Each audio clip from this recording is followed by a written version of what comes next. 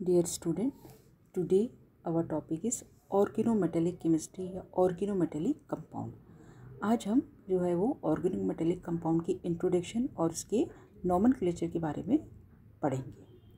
तो organometallic compound carb धातु यौगिक, तो जैसे कि नाम से इसको लग रहा है ऑर्गेनोमेटेलिक कंपाउंड, तो ऐसे यौगिक जिनमें मेटल कार्बन बॉन्ड पाया जाता है ऑर्गेनोमेटेलिक कंपाउंड या कार्ब धात्विक यौगिक कहलाते हैं। और केमिस्ट्री की वह ब्रांच जिसमें इन यौगिक के प्रॉपर्टीज़, स्ट्रक्चर, बॉन्डिंग, रिएक्शन की स्टडी की जाती है वो कहलाती है ऑर्गेनोमेटेलिक केमिस्ट्री या कार्ब धात्विक रसायन कहलाती है। अब ये इसमें क्या होता है ऑर्गेनोमेटेलिक कंपाउंड में, इसमें क्या होता है मेटल कार्बन बॉन्ड कोवेलेंट भी हो सकता है, आयनिक भी हो सकता है और पाई इलेक्ट्रॉन भी हो सकता है। ठीक है, तो metal carbon bond covalent for example जिसमें टेट्रा इथिल लेड, आयनिक Na+C2H5 नेगेटिव, या पाई इलेक्ट्रॉन बॉन्ड जैसे डाई इथाइल आयरन, इसमें पाई बॉन्ड। तो ऑर्गेनोमेटेलिक कंपाउंड में जो है वो कोवेलेंट भी हो सकते हैं, आयनिक भी हो सकते हैं और पाई इलेक्ट्रॉन वाले भी हो सकते हैं।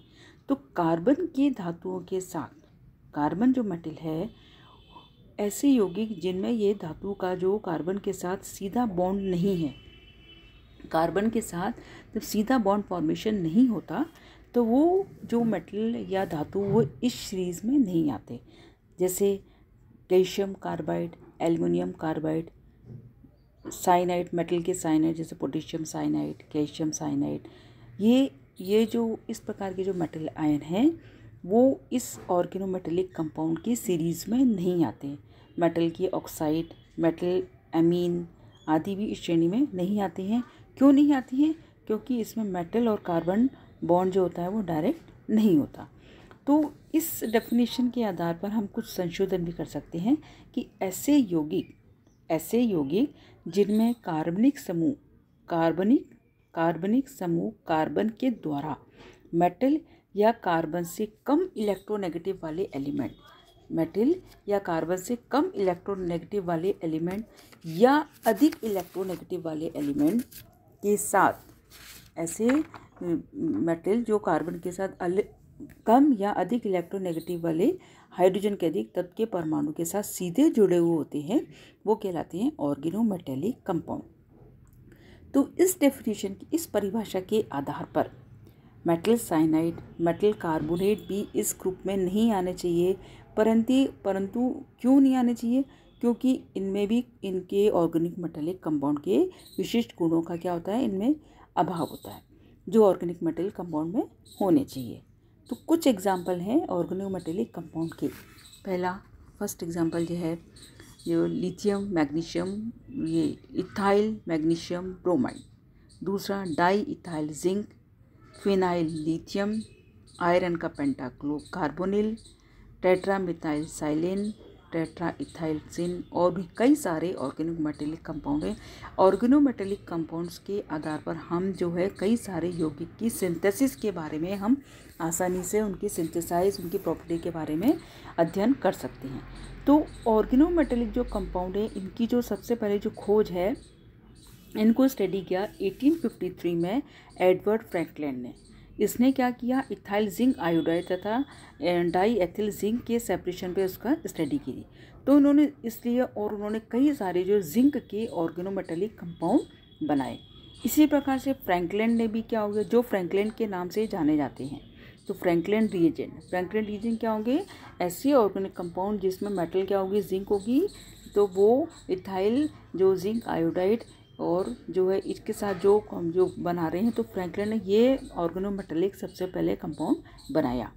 इसी प्रकार से 1900 में वेक्टर ग्रिग्नार्ड ने, हम जो कहते हैं ना ग्रिग्नार्ड रिएजेंट वेरी इंपॉर्टेंट है ऑर्गेनिक सिंथेसिस में, इसमें तो ग्रिग्नार्ड रिएजेंट ने भी इसकी खोज की जो ऑर्गेनिक सिंथेसिस में इसका काफ़ी उपयोग रहा। इसी प्रकार से जो है फेरोसिन, 1955 में फेरोसिन के सिंथेसिस में ऑर्गेनिक मेटेलिक कंपाउंड की जो सीरीज़ हमें प्राप्त हुई है। तो स्ट्रक्चर ऑफ ऑर्गेनोमेटेलिक कंपाउंड, सबसे पहला जो है जी सॉल्ट भी कह रहे हैं, Zeise salt, then Franklin reagent, then Grignard reagent और फेरोसिन। ये कुछ जो है वो आपके क्या है, ऑर्गेनोमेटेलिक कंपाउंड के क्या है, एग्जाम्पल हैं। तो ऑर्गेनोमेटेलिक कंपाउंड क्या हो गई, व्हाट इज ऑर्गेनोमेटेलिक कंपाउंड, ऐसे कंपाउंड जिसमें और जो है कार्बनिक समूह के द्वारा कार्बन के जो परमाणु हैं मेटल या कार्बन के साथ कम इलेक्ट्रोनेगेटिव वाले या ज़्यादा इलेक्ट्रोनेगेटिव वाले जुड़कर जो है जो धातु का जो फॉर्मेशन करते हैं उनको हम कह रहे हैं ऑर्गेनोमेटेलिक कंपाउंड। इसकी जो स्टडीज़ के आधार पर हमें कई सारे वैज्ञानिकों ने इस पर स्टडी करी और इनके ऐसे कंपाउंड का अध्ययन और सिंथेसाइज उनको किया जो केमिस्ट्री में काफ़ी इनका कई सारी प्रॉपर्टीज़ को अध्ययन करने में इसका उपयोग रहा। अब हम बात करेंगे नॉमेनक्लेचर ऑफ ऑर्गेनोमेटेलिक कंपाउंड। ये तो सिंपल हुआ इसका इंट्रोडक्शन। अब इसी में हम आगे बात करेंगे नॉमेनक्लेचर ऑफ ऑर्गेनोमेटेलिक कंपाउंड। अब नॉमेनक्लेचर भी केमिस्ट्री में IUPAC के आधार पर होता है, international union of pure and applied chemistry. ठीक है, तो इसमें भी जो इसके सबसे कुछ नियम है। सबसे पहला नियम जो है कि ऑर्गेनोमेटेलिक कंपाउंड का जो नॉमेनक्लेचर हम करते हैं तो इनकी सूत्र, इनके फॉर्मूला व इनके नामने में कार्बनिक समूह को क्या करेंगे, पहले लिखा जाता है और मेटल को बाद में लिखा जाता है, और नाम को भी क्या पूरे एक ही शब्द में लिखा जाता है। जैसे C6H5Na है। तो सबसे पहला हम क्या कह रहे हैं कि इसमें जो कार्बनिक समूह इसमें कौन सा है, C6H5 है, तो उसको हम पहले लिखेंगे और फिर उसके बाद में उसको मेटल के रूप में लिखेंगे, तो फेनिल सोडियम। इसी प्रकार से C2H5 ट्वाइस मैग्नीशियम, इसमें ये क्या हो जाएगा, डाई इथाइल मैग्नीशियम।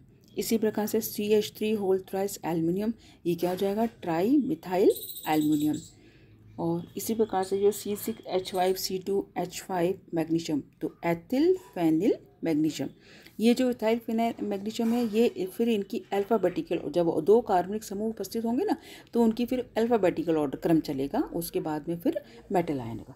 अब जो है मिक्स्ड ऑर्गेनोमेटेलिक कंपाउंड, ऐसे ऑर्गेनिक मेटेलिक कंपाउंड जो मिक्सिंग हो गए, तो इनमें क्या होगा कि मिक्स ऑर्गेनोमेटेलिक कंपाउंड में जो कार्बनिक समूह वह धातु साथ साथ लिखे जाते हैं तथा कुछ स्थान छोड़ करके इनऑर्गेनिक जो पार्ट है जो उससे जुड़ा हुआ है उसका नाम लिखा जाता है। जैसे हम बात करें C6H5 मैग्नीशियम आयोड, तो C6H5 मैग्नीशियम ये तो आपका ऑर्गेनोमेटेलिक कंपाउंड होगा। अब इसमें आयोडाइड भी जुड़ गया, तो आयोडाइड क्या होगा, इनऑर्गेनिक जो है जुड़ गया, तो ये पार्ट जुड़ गया, तो हम इसको नाम क्या देंगे, फिनाइल मैग्नीशियम आयोडाइड। इसी प्रकार से नेक्स्ट जो है वो C6H5 ट्वाइस SnCl2, इसको हम नाम देंगे diphenyl tin chloride, diphenyl tin chloride.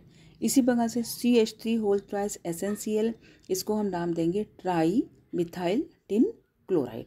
तो ये नॉमेनक्लेचर का दूसरा नियम है। पहले हम ये कह रहे हैं कि ऑर्गेनिक मेटेलिक कंपाउंड में जो है पहले ऑर्गेनिक पार्ट लिखते हैं फिर मेटल का लिखते हैं, और मिक्स ऑर्गेनोमेटेलिक कंपाउंड में हम क्या करेंगे कि जो है जो पहले ऑर्गेनिक पार्ट लिखेंगे और फिर कुछ स्थान छोड़ करके इनऑर्गेनिक पार्ट का नॉमेनक्लेचर नामकरण करते हैं।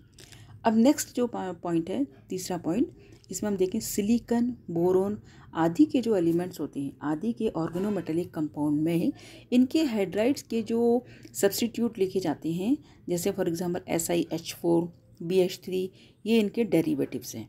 तो इनको हम जो है पहले जैसे इनके हाइड्राइड्स के रूप में पहले इनको लिखेंगे, जैसे CH3 4Si, तो इसको अपन क्या नाम देंगे, टेट्रा मिथाइल सिलेन। इसी प्रकार से नेक्स्ट है CH3 होल ट्वाइस SiCl2, ये क्या हो जाएगा, डाई मिथाइल डाई क्लोरोसिलेन। इसी प्रकार से CH3 होल थ्राइस SiCl, ये क्या हो जाएगा, ट्राई मिथाइल क्लोरोसिलेन। इसी प्रकार से CH3 होल थ्राइस SiH, ये क्या हो जाएगा, ट्राई मिथाइल सिलेन। और CH3 होल थ्राइस B, ये हो जाएगा ट्राई मिथाइल बोरेन। इसमें हम ये कह रहे हैं कि सिलिकॉन, बोरोन आदि के जो कार्बोनोमेटेलिक कंपाउंड उनके हाइड्राइड्स के जो डेरिवेटिव्स के रूप में लिखे जाते हैं, हाइड्राइड्स के डेरिवेटिव्स। तो ये हाइड्राइड्स के डेरिवेटिव होगा ना, पहले हम इसका टेट्रा में जो इससे जो ग्रुप जोड़ा हुआ है उसका नॉमेनक्लेचर करेंगे, उसके बाद उसकी मेटल का नाम लिखेंगे। अब जो है मिक्स्ड मेटल कार्बोनिल यौगिक के नाम एक ही शब्द एक ही रूप में लिखे जाते हैं, जैसे C2H5 ट्वाइस TiCO ट्वाइस, तो इसको हम कैसे नाम नॉमेनक्लेचर करेंगे, बिस बिस मीन्स 2 हैं, साइक्लोपेंटाडाइनाइल, C5H5 को हम क्या करें, साइक्लोपेंटाडाइनाइल। फिर टाइटेनियम डाइकार्बोनिल। इसी प्रकार से C5H5MnCO3, इसको हम लिख रहे हैं साइक्लोपेंटाडाइनाइल मैग्नीज ट्राइकार्बोनिल। ठीक है, तो ये इस प्रकार से हम ऑर्गेनोमेटेलिक कंपाउंड का नॉमेनक्लेचर करेंगे। अब यदि ऑर्गेनिक भाग में सब्स्टिट्यूट समूह उपस्थित हो तो हम उनकी स्थिति में दर्शाई जा रही है। तो जैसे फेनाइल समूह की बेंजीन रिंग में 246 स्थानों पर 3 बेंजीन जो ब्रोमीन जो है सब्स्टिट्यूट हो रही है, तो हम उनके नाम को क्या लिखेंगे, बिस 246 ट्राइब्रोमोफेनिल जिंक, बिस 246 ट्राइब्रोमोफेनिल। अब ये ऑर्गेनिक समूह के लिए ये जो ऑर्गेनिक जो पार्ट होते हैं इनके कुछ शॉर्ट फॉर्म को इस्तेमाल किया गया। जैसे मिथाइल के लिए एमी इस्तेमाल कर रहे हैं। एमी यदि इस्तेमाल आ रहा है शब्द कहीं भी कंपाउंड के साथ जुड़ा हुआ, इट्स मीन्स उसका वो क्या है, मिथाइल ग्रुप है। इसी प्रकार से C2H5 आ रहा है तो उसके लिए एब्रिविएशन क्या हो गई, ET, स्मॉल एब्रिविएशन क्या हो गई, ET। ठीक है, अब इसी प्रकार से जो है ERN या NC3H7, N प्रोपिल हो गई। फिर PRI IC3H7 I प्रोपिल हो गई। BUN N is C4H9 N butyl हो गई। BUS S is C4H9 S butyl हो गई।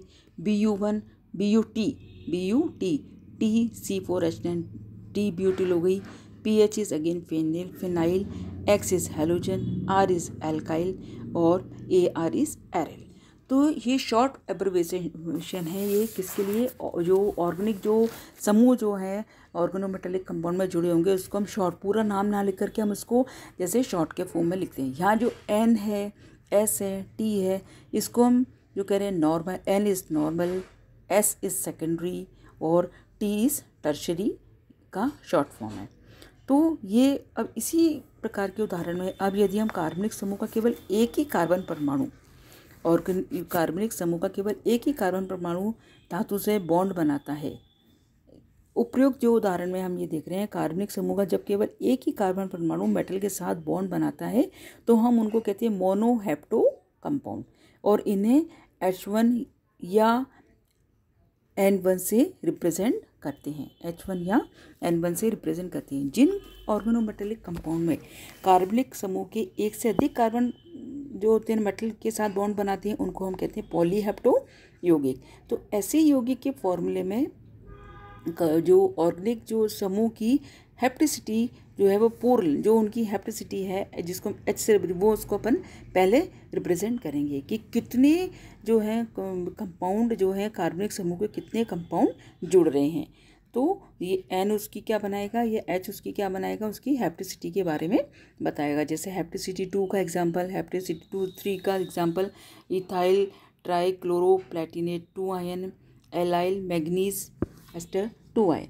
तो ये जो है आपके सारे जो है इस प्रकार से ऑर्गेनोमेटेलिक कंपाउंड के अपने जो है एग्जाम्पल जो है हो गए। ठीक है, नॉमेनक्लेचर ऑफ ऑर्गेनोमेटेलिक कंपाउंड का ये चल रहा है। अब इसी में हम जो है अदर्स भी देख रहे हैं। जैसे हेप्टिसिटी 5 है तो हम इसको कह रहे हैं पेरोसिन या बिस साइक्लोपेंटाडाइनिल या बिस साइक्लोपेंटाडाइनिल आयरन। ठीक है, तो अब नेक्स्ट जो पॉइंट है तो कुछ ऑर्गेनोमेटेलिक कंपाउंड में जो है ऑर्गेनिक समूह के से 2 मेटल जो धातु परमाणु जो होते हैं ना ये मध्य क्या होता है, सेतु का ब्रिज का काम करते हैं। For example Me3Al2 Me2BeN। इन यौगिक के नाम में सेतु समूह के नाम के पहले क्या लगाया जाता है, म्यू लगाया जाता है। तो पॉलीमर्स के नाम से पूर्व जो होता है ना कैटिनेशन उनकी सीरीज पूर्व लग्न को भी क्या होता है, सिफिक्स को भी जोड़ दिया जाता है।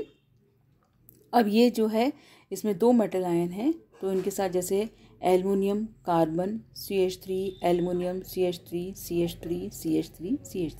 तो इसको हम क्या करेंगे di mu methyl tetramethyl die aluminium.